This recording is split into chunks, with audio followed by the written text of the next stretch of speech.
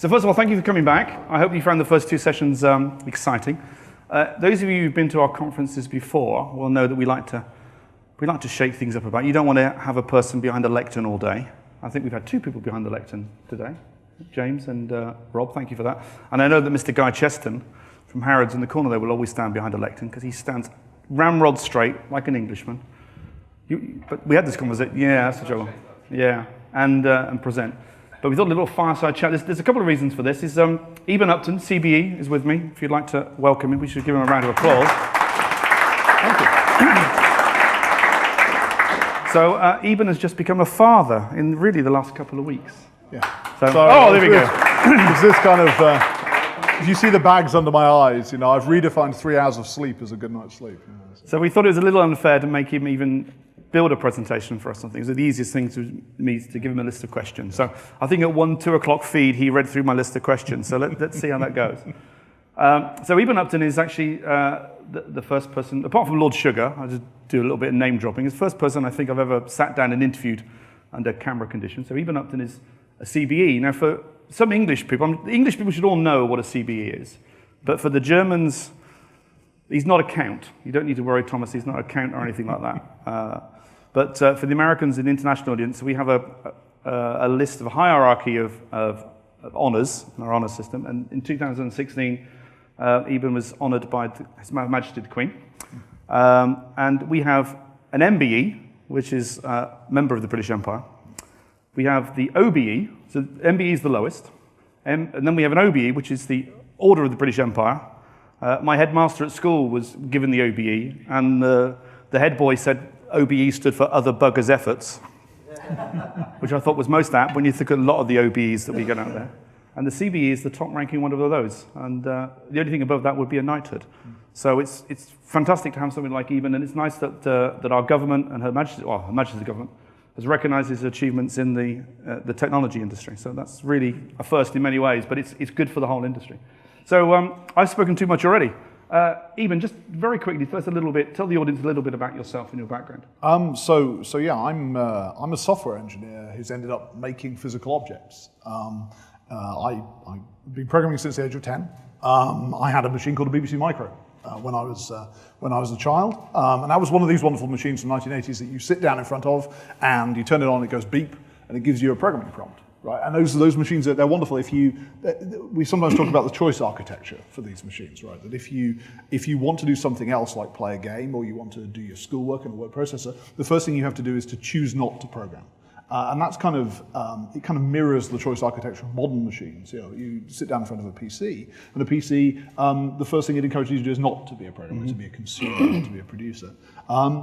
And so I really benefited from that, ended up at Cambridge, did a lot of software engineering, fell into kind of ASIC engineering, silicon engineering, and then got involved in this thing called Raspberry Pi, which was really an attempt to reboot some of the enthusiasm that we had in the 1980s. Those machines in the 1980s generated a generation, I'm sure a lot of you in this room, generated a generation of people who arrived at university understanding a lot about computers, understanding a lot of the deep technical detail. Our next speaker, Peter Cherner, in the front row there, raise your hand, Peter. Is ex-Commodore Amiga, 30 years ago. Excellent. So there you go. There's a so good that was example. my next machine. So I was a BBC Micro, and I had an Amiga 600 that I bought for £200 in Christmas of 1992. Amazing little machine. I still have it. Still if there was bugs in it, Peter wrote them. Yeah. So how long ago was the Raspberry Pi idea crystallized? We're pretty much a decade. We're pretty much a decade into Raspberry Pi now. We saw a collapse in the number of people applying to study computer science at the university in Cambridge, and that collapse was pretty much exactly 10 years after the kind of BBC Micro and Commodore Amiga generation petered out. That had been our pipeline. We hadn't realised that was where we were getting our people from. We weren't getting them. We don't teach computing in school, right? So if someone turns up at university wanting to study computing, it's likely because they've done some computing at home rather than at school. And so as those machines went away and replaced by these less programmable machines, our pipeline emptied out. Really, so Raspberry Pi was this attempt starting about 10 years ago, to make a machine that could fill that now empty niche. And by filling the niche, refill the pipeline. We used to have about 600 people applying to study computer science at Cambridge. We got down to about 200, our worst year. 2008 was our worst year, got down to about 200. We had 700 last year. Wow. So there's real, and that's not just us, that's a lot of other organizations in the same space, but there is real evidence now that we're starting to kind of reignite a passion about it. And what's really exciting is that the people involved in it's a much demographically much broader group of people involved. We have a lot of demographic issues in the computing industry at the moment. The most obvious one being the preponderance of men. Not a lot of women in the computing industry. What's wonderful about the 9 to 11-year-olds who we're working with now, pretty much even gender balance. So we suspect that in 10, 20 years' time, when you look around the computing industry, you're going to see something which is much more representative of society as a whole, rather than this current rather skewed distribution. So it's great. Right. It's a lovely project. You have a daytime job as well. Yes. Tell us a little bit about your daytime job. So I'm still an ASIC engineer. So I still design chips for a company called Broadcom that I'm sure a lot of you have heard of. Broadcom makes the chips that go into Raspberry Pi, and I'm involved in the design of those chips on a day-to-day basis, which is fun and weird for a software engineer, right? Yeah, to be making physical things made of. Yes, that's very true. So in terms of Raspberry Pi, it's a tremendous success story. How many to date have you shipped? This number keeps changing quite quickly now. 14 million. So there are more. 14 million. 10 years. 14 million in 5 years. So we spent 5 years figuring out how to make a Raspberry Pi, and then 5 years selling a Raspberry Pi. So there are more Raspberry Pis now than there are Commodore 64s, which I think was the previous record holder for little dinky hackable computers. Right. Puts us in third place actually behind the PC and the Mac, which is kind of fun. We're selling about 500,000 units a month at the moment of the flagship product, of the $35 flagship product. But what we're seeing increasingly, and this is I guess where some of the signage stuff comes in, is a lot of interest in these more industrialized form factors for Raspberry Pi. Okay. Now you mentioned, I think in a presentation a couple of months ago, about Internet of Things, which I think Broadcom are involved in as well. Yeah. Is Raspberry Pi going to play a big place in that? Because there was a statistic about the number of Raspberry Pi devices which were, I think, industrial for sale? Yeah, so it can be hard to tell where Raspberry Pis are going, right? I mean, all we see really are raw sales statistics. But if we look at the number of kind of 1,000, 10,000 unit orders for Raspberry Pis that aren't going to distributors, some of those are going to distributors, some of those are going to people who then sell them on in ones and twos. We have so many large orders for Raspberry Pi now that aren't going to distributors that we believe that over half of Raspberry Pis are actually going straight into industrial applications. And a lot of those are applications that you could call IoT. Right. Okay. In our industry with digital signage, which we'll come to in a little bit and ask your opinions of, but things like Internet of Things are often coupled together with smart cities, and we've all seen smart cities conferences or presentations this during London Digital Signage Week. What does Internet of Things mean to you? Is there a real reality behind the hype, or? So I think there's been confusion about Internet of Things, and I think some of that confusion has been caused by the fact that one or two of the very early successes for IoT have been very consumer focused. So the Nest thermostat, I was on a beta program for the Nest in the UK. Yeah. Lovely product, very consumer focused. And so a lot of people, when they think about IoT, they think about consumer IoT, and that's fairly natural.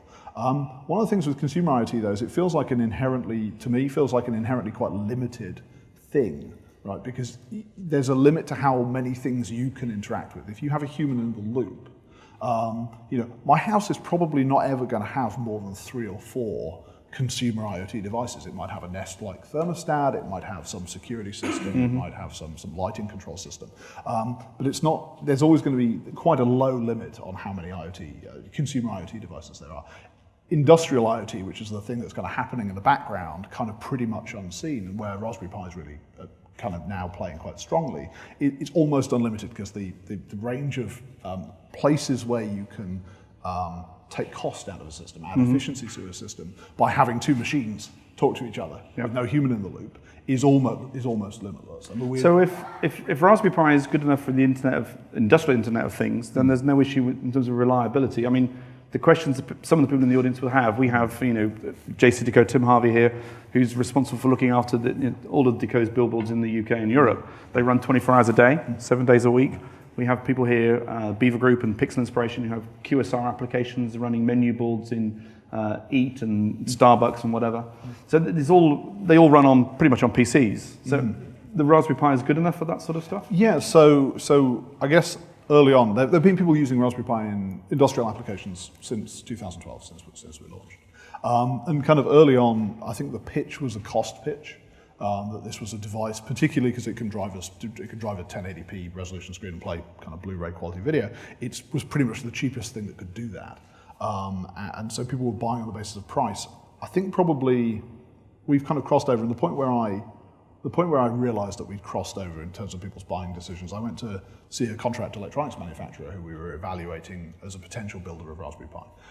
And they showed me, as part of their pitch, a device they were building for cellular base stations. So it was a 4U rack unit that you could stick into the rack at the base of a base station. And it did some LTE thing, right? About $50,000 of FPGAs in this, this big sort of stack of boards of FPGAs. And the controller was a Raspberry Pi. Right, and that was the point where I realised that we'd kind of crossed over in terms of why people were selecting Raspberry Pi.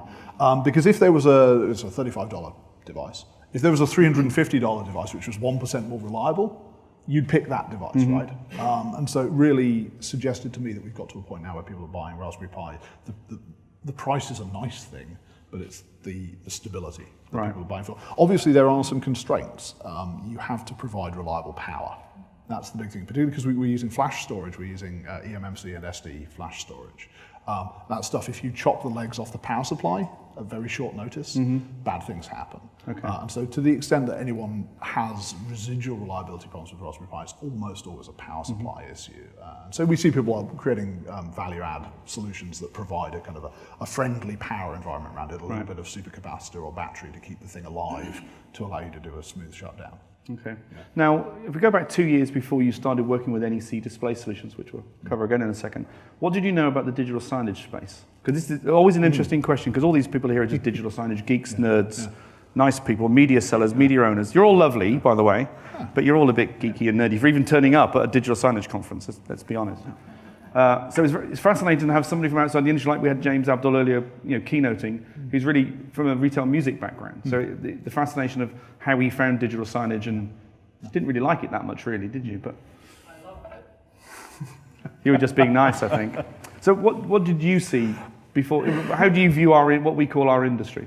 Well, so I was a consumer of digital signage. Like everybody, I was a consumer of digital signage. And I'd watched it become more sophisticated over time. I guess sort of train stations are probably the obvious place that you see this on airports. And so I'd been a consumer of digital signage for a long time. I'd become aware that it had changed from kind of the teletext world of my childhood to something which was a little bit more fancy. I was exposed to the kind of realities of digital signage fairly early in the Raspberry Pi story, because, like I say, it's one of the earliest things people try to do with a Raspberry Pi. Okay, take a Raspberry Pi, put it in some sort of, just the off-the-shelf product, put it in some sort of enclosure, perhaps put some power management infrastructure around it, and then stick it on the back of a screen. What we saw in probably 2012, 2013 was a lot of effectively small companies that have been building short-run bits of hardware in order to play in digital signage, exit the hardware business and become software companies. So once a device like Raspberry Pi exists, there's no real point in making a 1080p class, a little 1080p class box, because you're not going to make it as cheaply as a Raspberry Pi, and you're not going to make it as stable as a Raspberry Pi. So it makes sense for a lot of these companies to cease being hardware companies, become ISVs. So we saw that early on, and we put a certain, we don't tend to invest in specific uses of the Raspberry Pi. That model of digital signage was a large enough model that we did find ourselves doing internal engineering investment particularly to kind of stabilize and add features to some of the video codec hardware on the device to support some of these use cases. So that was our experience of digital signage on Raspberry Pi. So I think I said to you before over coffee, one of the motivators for the compute module, which is of course the thing which we're now integrating into NEC devices, one of the inspirations for that was these digital signage guys who were having trouble with the form factor of the Raspberry Pi. They were finding their products were constrained by how we decide to arrange the connectors on our device. Okay, let's just talk about the compute module then. So we were in Rome October last year with Thomas and Simon Jackson, where you launched the product. Explain to the audience, if you can, the reasons behind the compute module, which slots into the back of the NEC display screen. Well, the Raspberry Pi's form factor, when you're an educational product, we're a toy, right? Just a good toy. And our choice of the choice of interfaces we put onto the device, the choice of accessory hardware that's on the board, is really determined by what we need in order to teach kids about programming. And the surprise for us in 2012, 2013 was that a lot of people took this device and were able to turn it into their own products, embed it into their own products. But the form factor, we were building a software platform, a very robust software platform around this Broadcom silicon.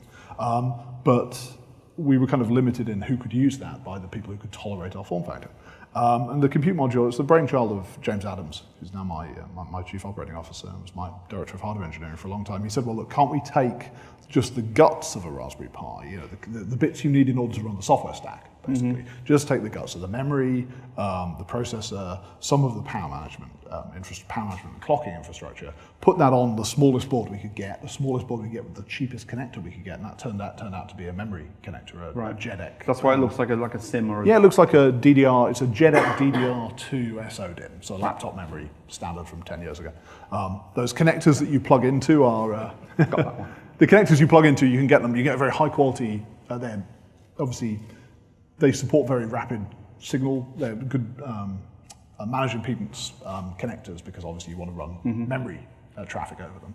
And they were made in vast numbers, so they were incredibly cheap. They cost about $1 each. So we said, well, look, can we take the brains of a Raspberry Pi, put it on this board, bring all of the I/O signals out to the edge to this nice connector that you can get cheaply, and then document for people how you can then put that connector down on the board and use it to integrate. So it allows people who would otherwise have been put off by our form factor to come and play in the Raspberry Pi ecosystem and kind of leverage some of those investments that we've been making in the core product. Launched that in 2014. It was about pretty much exactly 3 years ago. Right.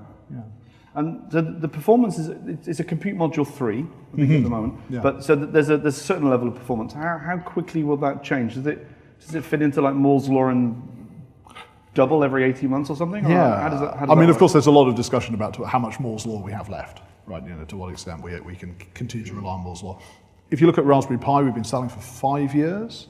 Over the first 4 years of that, we posted about a 10x increase in performance. So between Raspberry Pi 1 and Raspberry Pi 3, you go from a single core 700 megahertz ARM11 to a quad core 1.2 gigahertz Cortex 64-bit Cortex A53. So it's kind of a big, that's actually beats Moore's law. And it was possible for us to beat Moore's law because we were slightly behind the curve with the first product, right? The first product was a little slow, was a little behind the curve. So we kind of stepped up to the curve.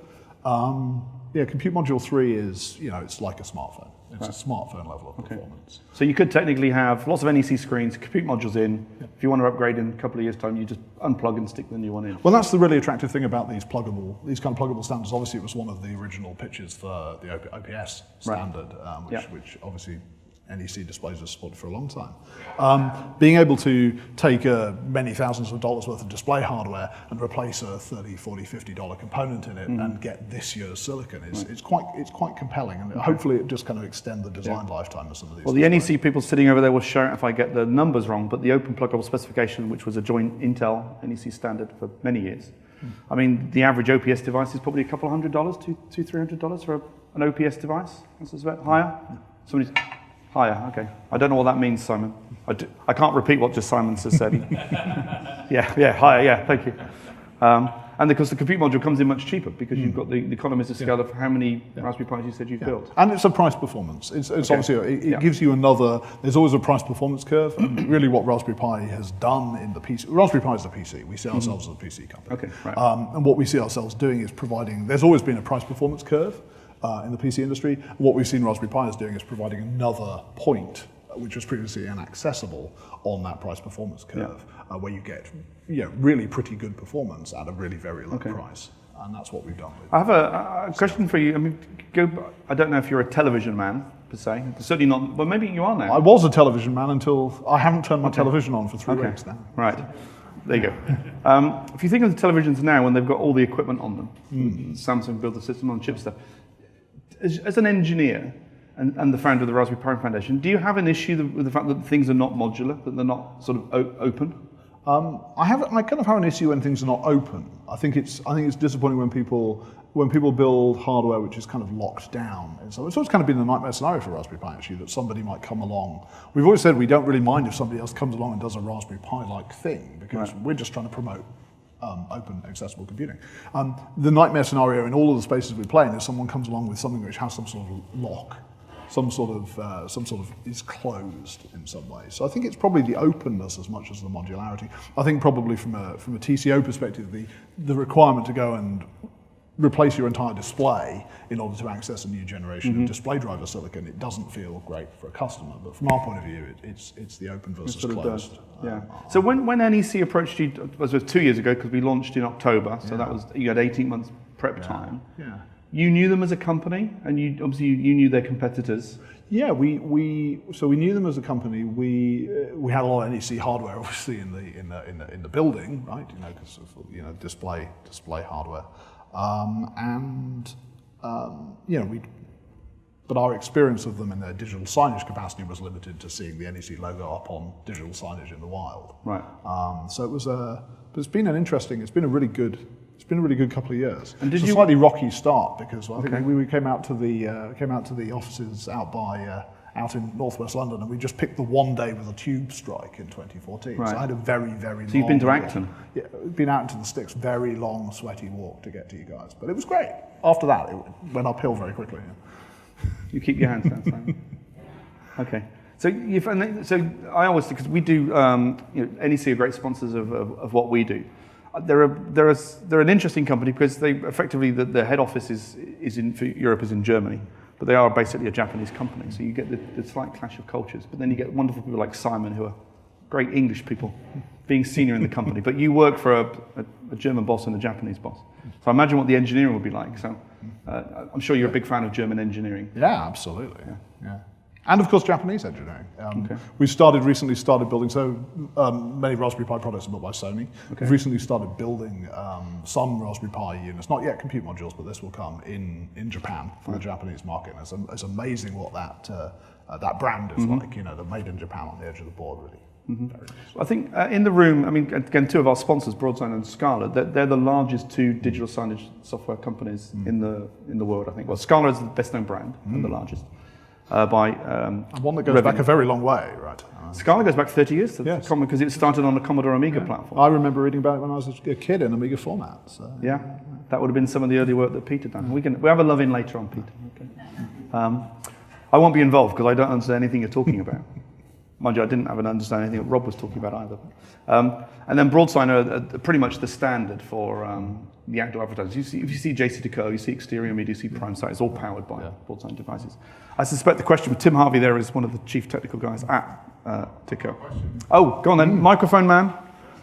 So can I just say for a minute, I know you think everything's running smoothly and we're brilliant at this, but there was a slight flaw in my thing. I thought, I'm going to sit down with Eben and have a lovely conversation. You're going to watch, we're going to make a video, it's going to be good. I'm going to be Jonathan Ross, Graham Norton. I thought, great, this is brilliant. How do we ask questions from the floor? So I had to ask Steve Nesbitt, my friend from Texas, to do the microphone. So. And if I would have known, I would have worn my skirt. Again, already, after last night? I'm surprised. Yeah. Do you know, the thought of that skirt, the question's gone out my head now. They've gone now. No. I was going to talk about graphics chips, because it's been really interesting over the past 10 years, the devices we've put behind the big screens. They started off really big, then they got smaller and smaller and smaller, but now the screens have got bigger, Ultra HD and beyond. Yeah. The devices are getting bigger and bigger and bigger again. Yeah. And obviously, with you putting these devices behind screens, do you think, are you looking at miniaturizing the... Sorry, it's just one of our screens. You're looking at integrating any graphic technology, graphic chips into the chipset or boards, because I think kids as well being able to do something really interesting on the really big screens they're going to have at home will be fantastic. Yeah. So no, it's an interesting point that about the kind of these kind of evolutions, and it kind of speaks to the Moore's law thing, right? When we talk about Moore's law, there maybe not being that much mileage in Moore's law. Historically, when we picked a display resolution, we could just rely on Moore's law to basically shrink the the product that you could use to drive that display year on year on year. Of course, now we've blown up the number of pixels by a factor of 4, and it wasn't really clear that we had a readily available factor of 4 in Moore's law to give us the performance that we wanted to drive those pixels. 2830X, BCM 2837, which is the chip that we use in the Compute Module 3, has an OpenGLES, has a kind of a 1080, it's a 1080p class device in every respect, right? It will decode 1080p 60 video. It has enough GPU performance. It has a reasonably powerful GPU that I was on the design team for, so I'm always going to be in favor of it. It has a GPU which is powerful enough to generate those 2 million pixels 30 or 60 times a second with a reasonable amount of overlay, of overdraw and shader complexity. It has an HDMI output which is able to drive 1080p 60, so it's kind of a balanced 1080p 60 design. It's a really interesting question as to whether you could build a UHD device on the same principles. I mean, I think it's something that's forward in our minds. I don't think it would mean an external GPU. I don't think that a second chip, the only rationale for a second chip really would be a thermal rationale to spread the thermals across the board. So you have your CPU thermals here and your GPU thermals here, and just a little bit easier. You bake a lot of cost in if you do that. And so it's an interesting question as to at what point the residual downwards curve of the process node world and the power reduction from process node shrinkage will allow us to do something Raspberry Pi-like, a natural UHD Raspberry Pi, just as we're currently doing a natural 1080p Raspberry Pi. I would think it's probably 4 or 5 years. Okay. It'll get there. Whether we can sustain, I know what people are already looking at another 4-fold increase. I suspect that the physics, either the physics or the economics, will run out to the point where the next factor of 4, you're always going to have a box this size driving it rather than a box this size. Now, Tim from Deco, was there another question? Can I just say one thing quickly? Yeah. So Tim is from Deco, and they're a big broadsign user. And we have a couple of people in the room. In fact, we have Norton from Brazil here, who's come all the way from Brazil to listen to you. And he's in charge of a small to medium-sized software company. But you have the chance to talk to Peter Cherner, who's one of our speakers in an hour or so, half an hour, who's the chief product officer of Scala. How would you sell the fact that broadsign and Scala should do what Norton does and base their software, not base, but use Raspberry Pi as an integral part of their solution offering? I guess from my perspective, and this is still a consumer of digital signage perspective rather than a content author or a hardware deployer. A lot of digital signage, bigger systems are over-specced for a lot of digital signage users. I think with Compute Module 3, we've got to a point where we can credibly deploy a good fraction of the HTML5 content that's out there in the world. And so there's a good TCO argument for having a variant of the platform, I believe, that runs on Raspberry Pi. We're not greedy. We don't want 100% of the market. We're happy with 80%. Yeah. There's a Pareto thing. There's always a Pareto thing in these things. There's always an 80-20 rule. We think the Compute Module 3 has got to a point where we've got the 80. We think that at some point process shrinkage improvements will allow us to probably go and get half of the remaining 20. And so having a variant of the platform that for a subset of content lets you use the Compute Module, it makes a lot of sense. Right. That's the pitch. It's the 80, not the 20. Steve. Yeah, an easy question. Since you've, from an engineering perspective, seen software and hardware development for a lot of years, I got an easy one about cybersecurity. So although digital signage and digital advertising networks aren't as critical as maybe an MI5 or an MI6 database, nonetheless, I think if you were to ask somebody like McDonald's as a digital signage network, if they were concerned about it, they certainly don't want somebody hacking in and having Ronald McDonald do some unnatural act with a chicken on their screen, right? So the easy Putting part ideas of this, in my head. that's right. Don't The easy put ideas part in of my this head. is why do we allow this continue to happen, and what's the solution? I mean, there's a general IoT security problem. I mean, people talk about, you know, we took a network which was designed to be resilient to nuclear attack, and we made it vulnerable to toasters. It's not the brightest thing in the world, right? So there's a general, and there are some sort of market incentives, I think, which cause people to prioritize security as a non-functional. In ASIC land, Silicon land that I come from, power is often something is always going to get squeezed when you've got schedule pressure, and historically power tends to be the thing that gets squeezed in ASIC land. I think in a lot of these IoT applications, security is the thing that gets squeezed because it's non-functional. You don't need it until you need it. And then when you need it, you really need it. But then it's too late. And potentially, the guy who doesn't invest in security beats the guy who did invest in security to market. So I think there's a big requirement. There's a massive requirement to do something. In the general IoT space, what that is, I think, increasingly looking like is there will be a small number of vendors who provide middleware platforms which are hardened which are easy to use, and therefore they remove the temptation to roll your own. The nightmare scenario is always someone who makes a prototype. Oh, this is just a prototype, and then I'll take this and demo it to the customer, and then I'll go back and rewrite it from scratch. And that never happens, right? Because people just kind of accrete stuff around the prototype. So I think we're going to end up in a world, I think Amazon probably a good candidate to be one of these companies. We're going to end up in a world where there are some vendors who have hardened platforms that are easy to use, and there will be a tendency of people to converge on these platforms to provide their kind of their backhaul, and some of the sort of patch management. Patch management is the big thing, of course, at the moment, is people trying to push systems where, and Android, there's some stuff going on this with Android at the moment, trying to move away from the world where the patching is either the responsibility of the device owner or the platform, the middleware vendor, and becomes the responsibility. It gets pushed down onto the base platform world. So I think there's lots of work to be done. I think the nightmare scenario that you described for digital signage is pretty terrifying, and I think people are feeling their way towards a solution. I think it's going to be a while before this stuff becomes really trustworthy. I'm kind of surprised we haven't had more digital signage. We haven't had more digital signage security problems to date. I mean, I'm sure people in this room can call them to mind. As a non-digital signage specialist, I'm not aware. I can't put my finger on that one time that Ronald McDonald did that thing.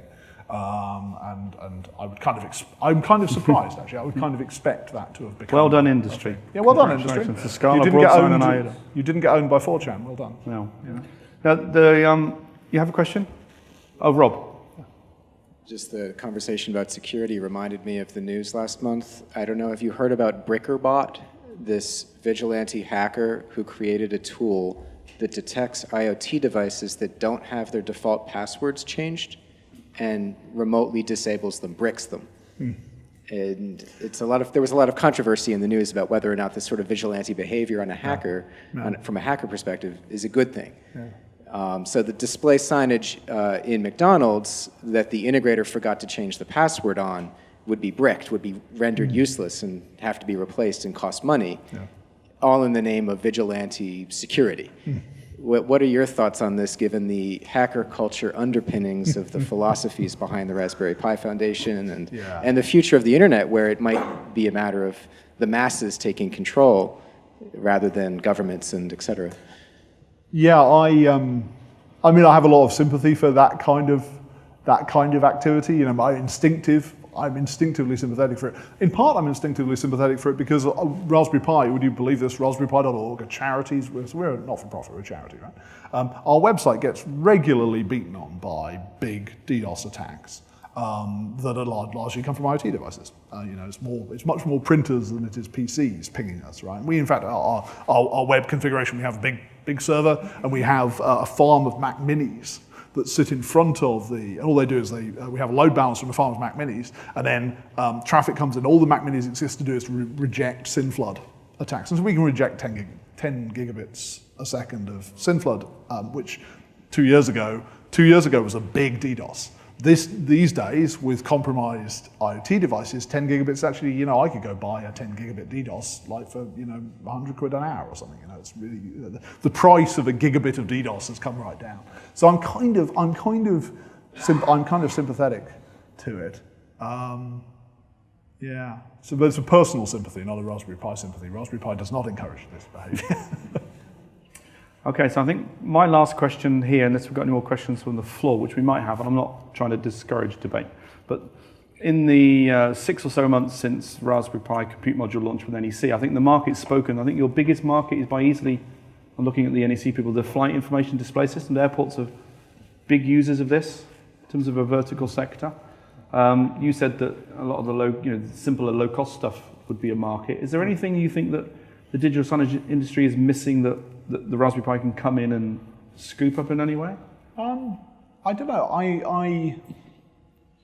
We've generally not been Raspberry Pi has generally not been an enabler of new things that weren't being done before. Right. Okay. What it's been is an enabler of proliferation of things that were already being done, but which were kind of fenced in by a cost.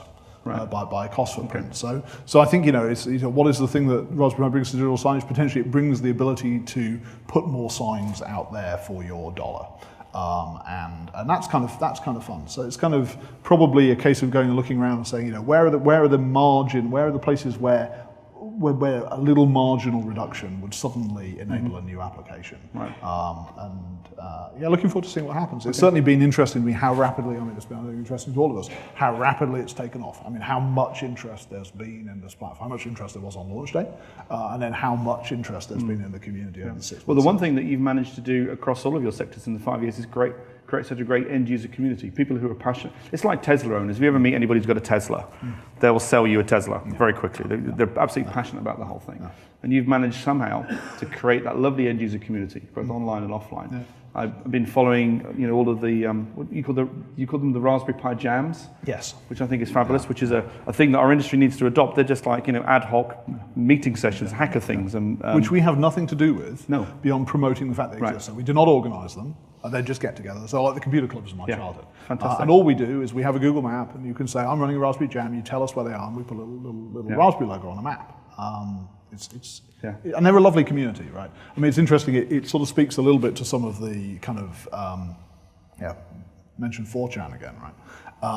Why are our forums nice? One of the things we've really invested in, we've invested in this since 2011 before we launched our product, is moderation of our community. I think it's important for any kind of organization that's trying to foster a positive dialogue. Yeah. We have about 150 to 200,000 registered users on a forum. Right. Over 6 years now since we started the forum, we've banned under 200 people. Right. Those 200 people are the difference between the thing being a festering cesspit and being a place, which our forums are, where a 10-year-old child can come and ask a stupid question and get a respectful answer from that was probably me. Yeah, it probably was. And if anyone was mean to you on our forums, do tell us and we'll ban them. But it's what has been wonderful is just the people it kind of restores your faith in humanity a little bit after you've spent time in other bits of the internet.